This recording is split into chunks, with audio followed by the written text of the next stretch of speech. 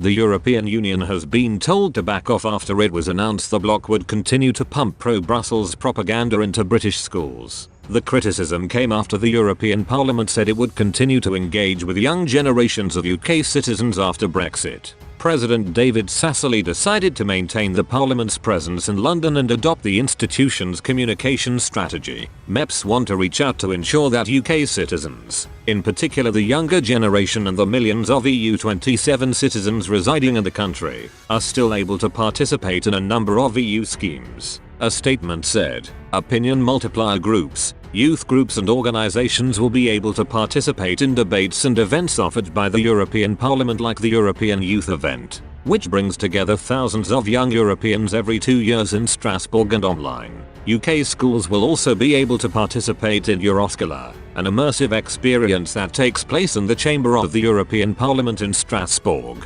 allowing secondary school students to learn about European integration by experiencing it firsthand. UK schools can also take part in the European Parliament Ambassador Schools programme.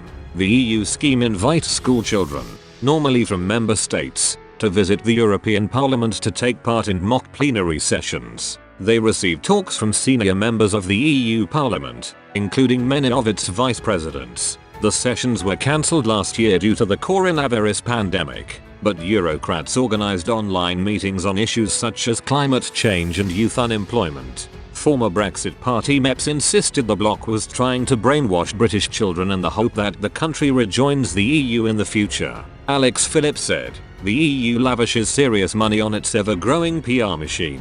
They certainly need to right now, with a disastrous vaccine program and crumbling continental economy that can only be rescued by consensus they are struggling to reach, and their ambitions do not stop there. Far from content that Britain is striking out on its own, the EU appears to be clinging to the hope that the next generation can be brainwashed into taking us back in.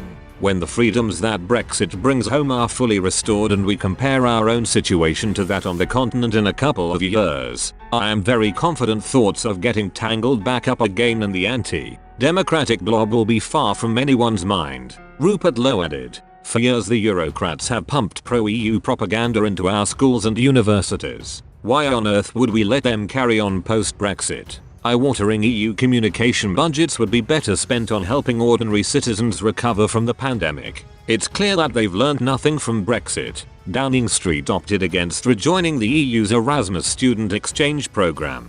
Northern Irish students will be able to continue in the scheme after Dublin agreed to fund them. Insiders say Boris Johnson believes Erasmus membership favours middle-class families and goes against his level up agenda. MEPs have largely criticised the government's decision to not partake in the Europe-wide scheme. Downing Street has announced a new UK-led global initiative named after wartime codebreaker Alan Turing. At a recent EU meeting, the European Parliament's Trade Committee said they regretted Britain's decision to quit Erasmus.